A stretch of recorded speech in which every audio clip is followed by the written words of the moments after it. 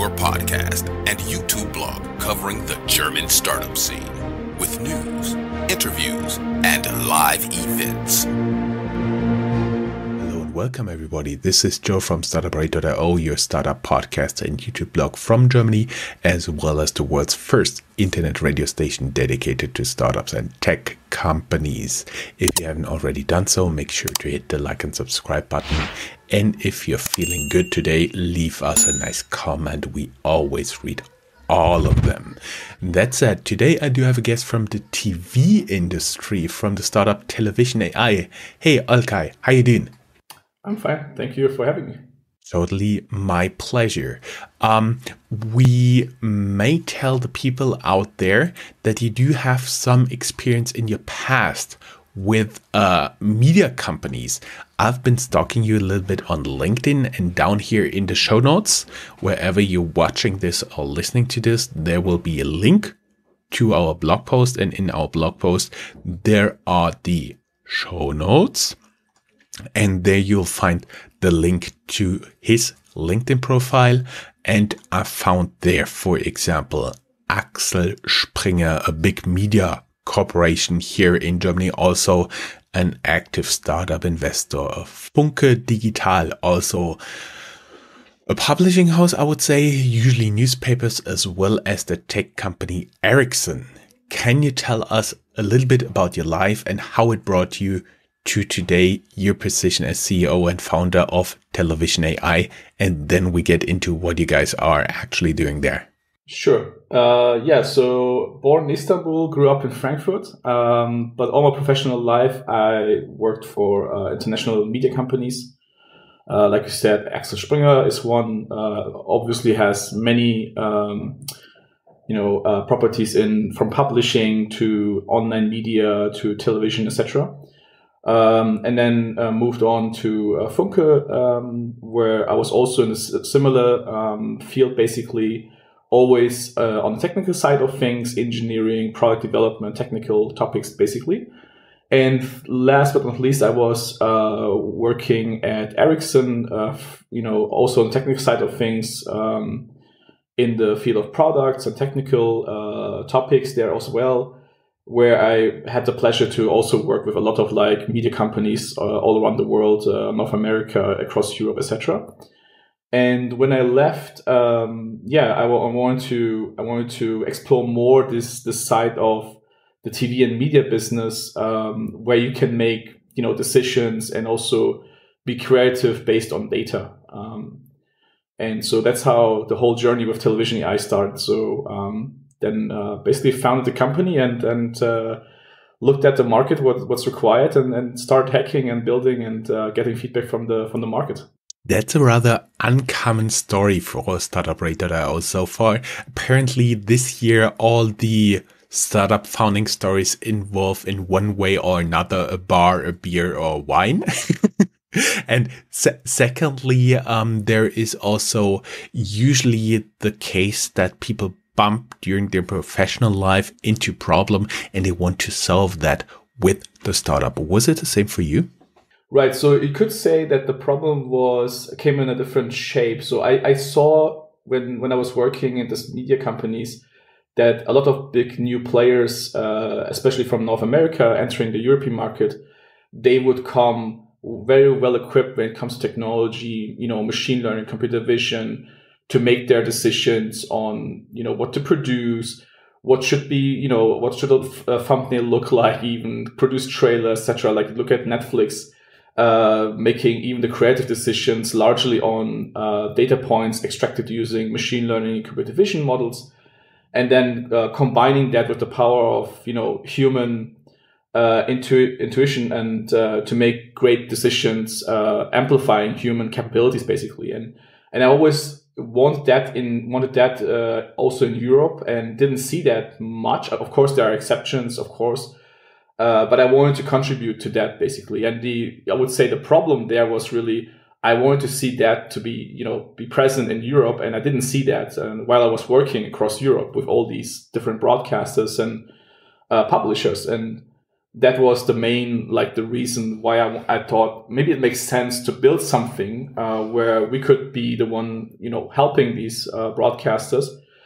And that's the origin basically of Television AI, that we wanted to have be one little part that would contribute to that transformation and help these broadcasters and publishers to make the same type of like decisions based on data, supporting their creative teams and operations and data and content teams with these great tools, leveraging machine learning and computer vision to make even better content decisions, basically. I see, and we may add that today's video is sponsored by Invest in Hessen, since you guys are headquartered here in Frankfurt. For many people, it may sound a little bit strange, but actually there is a big scene here in Frankfurt, Rhine-Main area of companies working with TV, radio, or video productions. Many people may know the dragons from Game of Thrones. This was made by Pixomondo, also a company originating from the Rhine-Main area, still with offices in Frankfurt, but now spread across the world. So you guys are helping television stations to apply AI. Is that what you guys are doing? Exactly, and what we also do is we just don't want to be like another AI company in the media scene. What we want is, and that was also one of the things I wrote down in the beginning, was that if we don't find a reason, specific use cases where we can help these companies, then Television AI doesn't deserve to exist. Basically, it has to die then. But then we found, I would say last year, these niche use cases where we can actually be very pragmatic and have concrete examples of problems or pain points that we can help with. And there are like 3 or 4 of them. One being, creating automatically,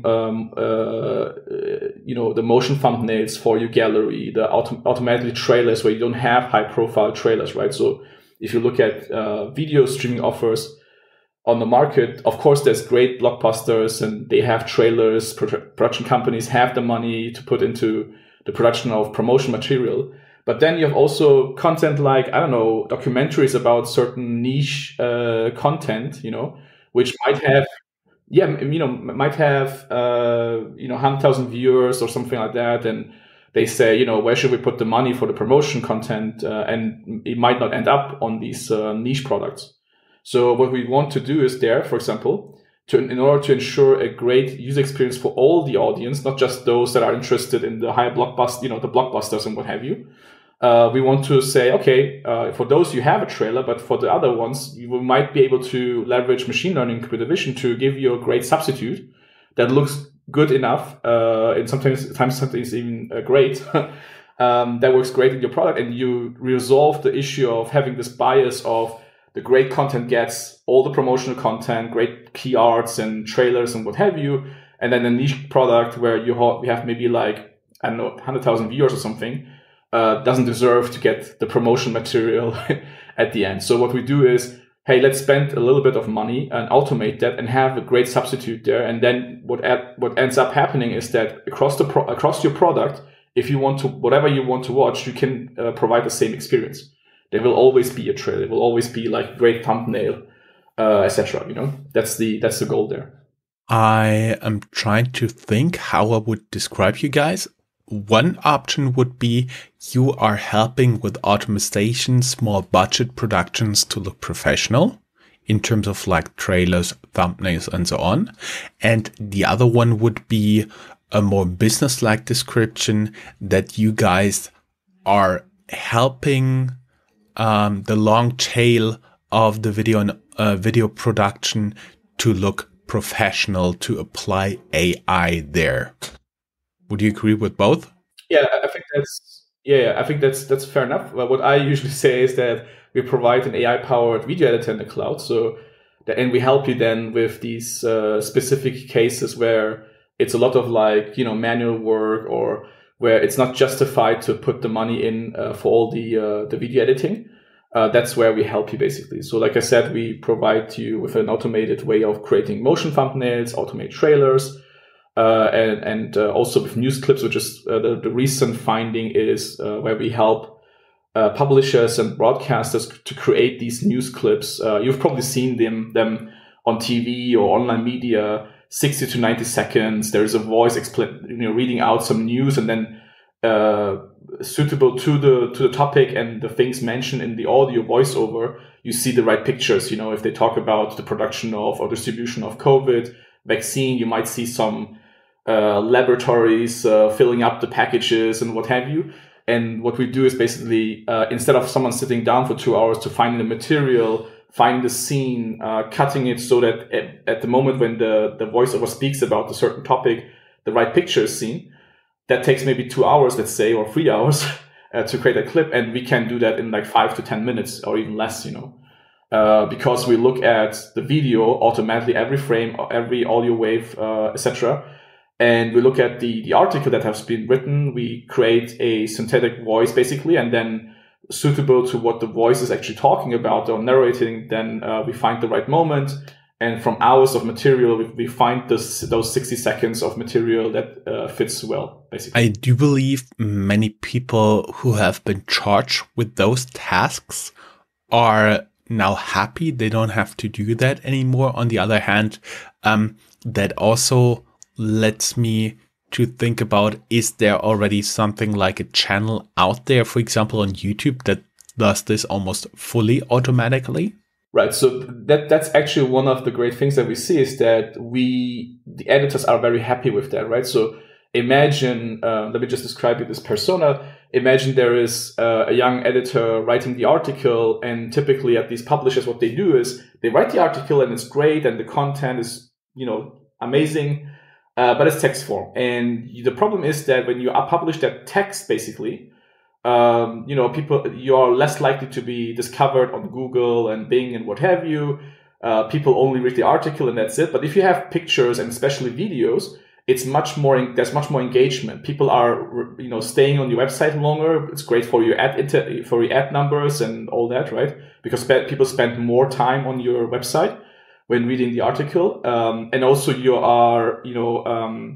you get the benefits also that Google and Bing and all these aggregators will find you much more likely and position you on top, basically, because you are much richer in terms of the content, basically. And creating these videos is often not a wise decision, because you never know, will that article actually bring enough views and ad views and clicks and what have you in order to justify the cost to produce that 2-minute clip. But if you drop that price to 10% of the original cost, then it's a no-brainer, because then the cost is so low. And the great thing also on top is that the person writing the article can now also create the video. You don't need to bother your colleagues who want to actually create the great videos and not your 60-second video for your article. Instead, you can do it right away without even having the expertise in video editing. And then for the editor-in-chief, it's great because the staff is now empowered to create videos, while in the past they were only creating the text, basically. And it was always for the editor-in-chief a risky bet, because if I have 2,000-3,000 euros per day to create videos, which of my articles should actually get the video? Now with Television.ai, you can just say, the cost goes so much down, I can create a video for all my content, basically. So it's not a risky bet anymore. That means you enable stations like with full-time news staff to flood basically the internet with their video content. Right, exactly. So they can take the material that they already have, the articles that they're already writing for the newscast and what have you, right? Or they might even create new articles, but the final thing is that you have a totally different, much more powerful tool set where you can create all these videos without the additional overhead of money and communication and team and what have you. Instead, people writing these articles can now also create the video. So, yeah. That sounds pretty interesting. Are you right now limited, like in terms of cooperation partners to Europe, to Germany, or can any radio, TV station, whatever, reach out to you globally? Yeah, you can reach out globally. We support, I think it's over 70 languages. And so you can, and then also the visual components are not limited to language. So a car looks like a car in Germany the same way it looks in the US. We even had some very interesting POCs in India, and I remember this one prospect from Texas who runs a rodeo channel, and they were quite happy with the results. But the problem was that it was more like a staff thing, that they said it's not the right time, but they were super interested that we were able to create trailers and clips for the rodeo channel, So that was so it's not limited. Please just reach out to us and we can arrange something. Talking a little bit about Television.ai, the company itself. How many guys are you right now? Oh, it's super small. It's basically just depending on how you count, it's 2.5 people. It's super small. We leverage a lot of like open source projects, and we're super pragmatic. The initial funding was my own money, basically. So we didn't receive any funding so far. The only thing we do is we have a we work with Microsoft as part of their startup program, basically, which gives us access to technical advice and resources in the cloud. And then we also at the moment in the program of the media lab in Munich, basically, which gives great access to the industry in Munich, right? Because what maybe some of your listeners don't know outside of Germany is that, or if you're not in the field, obviously, how should you know? But a large part of the media industry, all these public broadcasters and pay TV stations and private broadcasters are actually based in Munich or Bavaria, let's say. The sorts of like Sky and ProSieben and all these folks. And so it gave us great access to that network, basically. So we could leverage those connections and then test our hypothesis if we're actually doing the right thing. And it looks like we're on the right path, I would say. So we see a lot of like traction from different areas, but I think the product is now finally coming to a point where we have the right stickiness. So like I said, once editors have access to this tool, they love it. They don't want to give it back. They want to extend POCs, and they beg their colleagues to actually get this software in the workflow, in their tool set. So we're on track to get there. I would say, I don't want to talk too big, but we create a clear value for the editors, so their life gets better with Television.ai. That is a good quote. The life of editors gets better with Television.ai. That pretty much sounds like you are on the step to start real scaling there. Are you currently looking for external investors? Right. So, like I said in the beginning, the funding was my own money, and what we want to do first is we want the stickiness before we scale, basically. Because having millions of euros in the beginning doesn't help you if the product is not sticky. But if you get later the money and you have a sticky product, then the money will multiply your reach quite nicely. And so at the moment we're not looking for money, but I think in the next 3 to 6 months there will be serious steps to reach out to our network. We're already talking to some of the investors, let's say, across the globe, but we always tell them like we're not looking for money right now, but we want to establish a network of investors that once we decide to seriously look for money, and that we would then reach out to them. But if there's someone in the audience that is interested to talk to us, please feel free to reach out. So that would be super interesting, because at some point our customer acquisition cost will go up, and so at that point, like it is for all these B2B SaaS companies, your customer acquisition costs will go up, and the money that you need to get your customers or prospects in the funnel and then push them through the funnel. So at some point you will need money upfront. Mm-hmm. I see. That sounds like a Series A closing end of this year, beginning of next year. Let's see. We'll see. Aha. So, okay.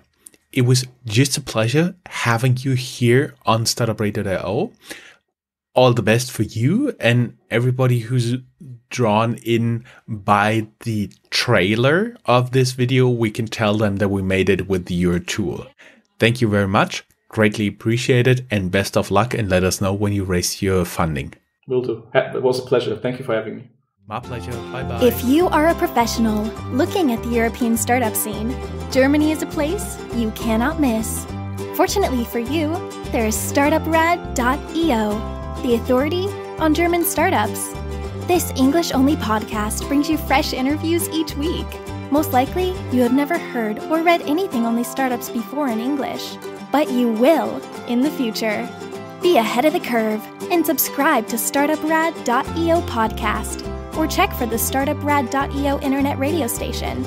Check your Alexa for the Startuprad.io skill as well.